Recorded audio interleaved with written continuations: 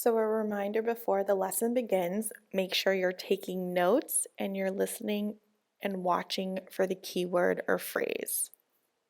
Let's get to it.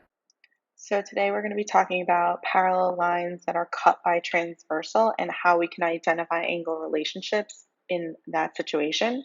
But before we get started, we're going to do a warm-up. We're going to solve for x. We have 83 degrees, we have x, and we have 60 degrees, and we need to figure out what x is. The relationship between the three angles is that they're supplementary angles.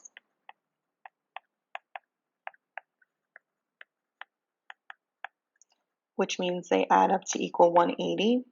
So if I do 83 plus 60 plus x equals 180, I'm going to simplify. So I'm going to add 83 and 60 together to get 143 plus x equals 180. I'll subtract to isolate my variable.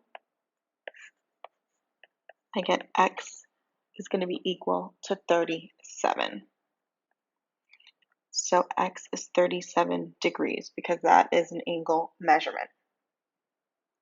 So there's a lot going on in this image. There are different angle names, but you're going to have to be able to identify the relationship, whether they're equal or they're going to add up to 180. You'll probably notice some familiar angles in your parallel lines. So some similar angles would be you have vertical angles and you have supplementary angles in here. So those that are equal and those that are equal to 180. And we're going to look at all of them. All right, so the first one up are corresponding angles. Corresponding angles are going to be equal to each other. So we have a set of corresponding angles here. And it's all color-coded, and here.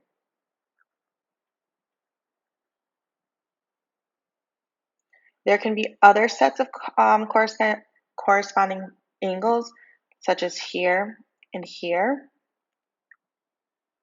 and even this angle and this angle.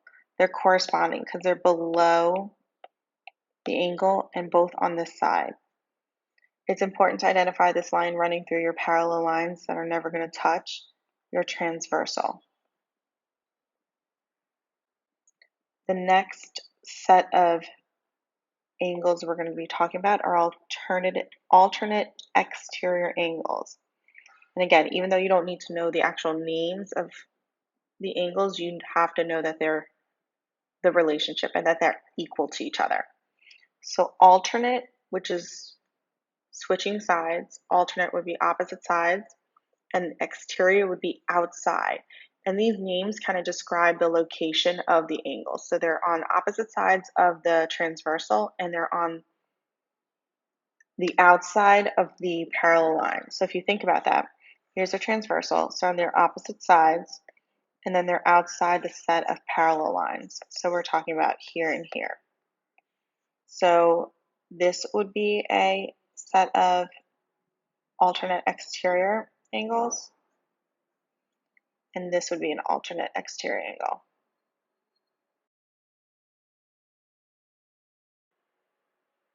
So the next set of angles we're going to talk about are vertical angles that we've talked about for a while now. So vertical angles would be split diagonal from each other across, and they are going to be equal to each other.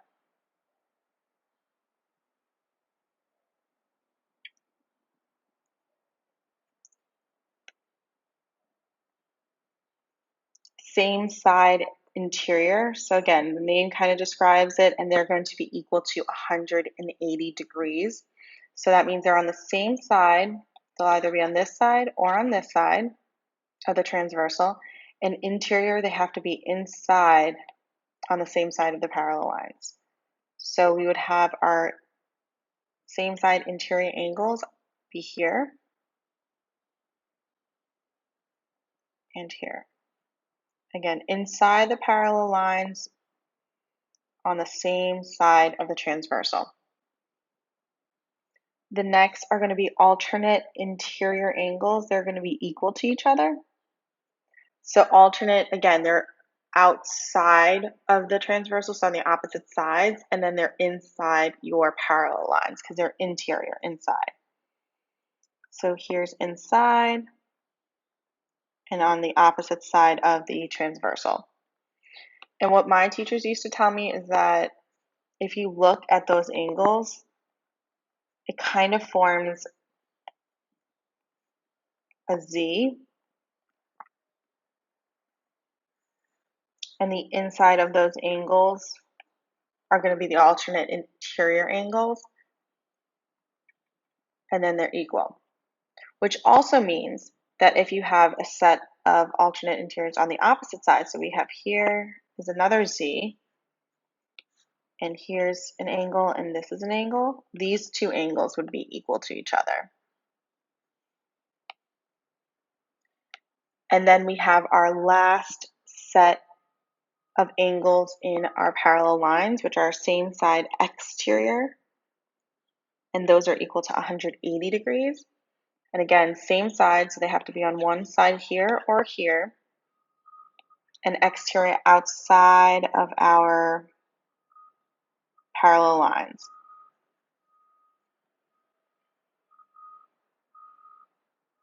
So making sure they're on the same side, but outside the parallel lines. Same side of the transversal, outside parallel lines. You should have this handy with you, your notes. All right, let's try some practice problems.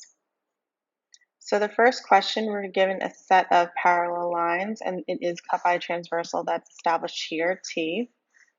So we want to say the relationship between each pair of angles according to this. So the first one is measure of angle 1 and measure of angle 8. And we're either saying that it's either equal to or equal to 180 degrees. So measure 1 and measure 8.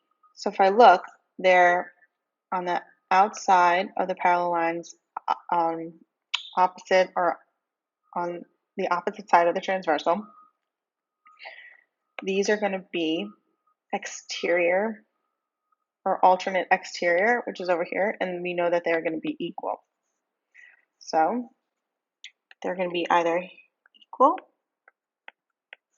or congruent to each other. And you can write measure of angle 1 equals measure of angle 8. We can set it up that way. All right, so next one, measure of angle 3, measure of angle 6. So here we have, and again, you can see that Z forming. That's what my eye usually gets dragged to immediately. If it's a Z, they're going to be equal to each other. So measure of angle 3 is going to be equal to measure of angle 6. They're equal to each other.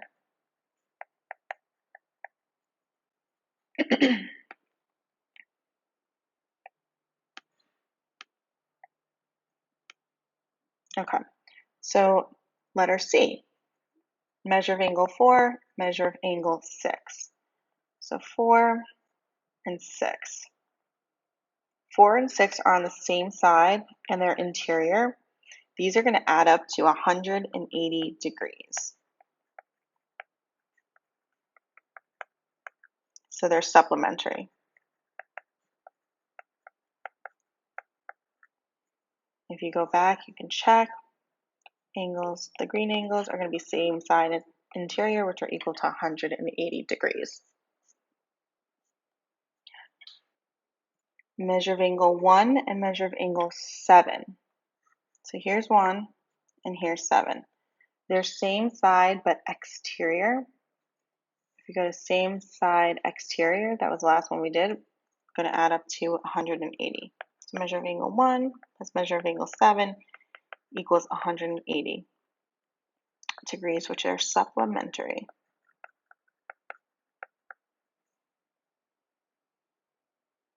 So knowing the relationships is going to help us identify the different measurements of angles in this entire thing. Knowing one angle, you can find all the rest. And that's what we're going to do in number 2. So they give us what measure of angle 8 is. It's going to be 65 here. So this is given to us. From there, we can determine, based on the relationships, what each angle is. And you're going to list them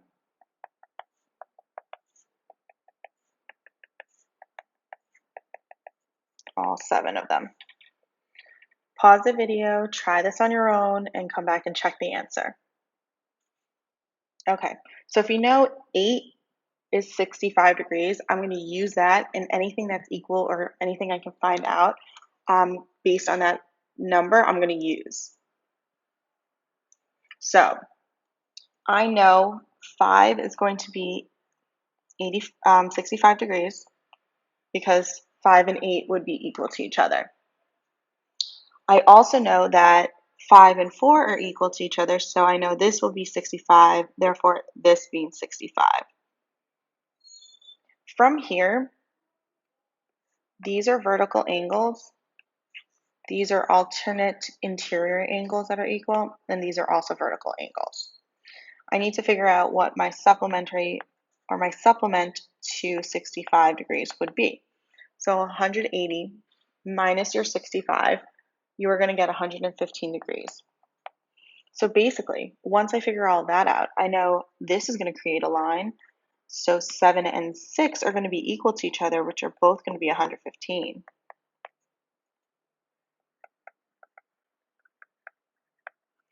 Therefore, 3 and 6 are also alternate interior angles, or you can use the same method of this is a straight line, so 2 and 3 have to be vertical and equal. Whatever 2 is, 3 would be. 2 is 1 supplement. They add up to equal 180, so this has to be 115 degrees. And to be honest, it sometimes seems a little bit easier. Once you have more practice, it'll become easier than that even. All right, so make sure you're taking your notes, you write down any questions, you identify your key word and or your phrase, and I will see you in the next video. Bye.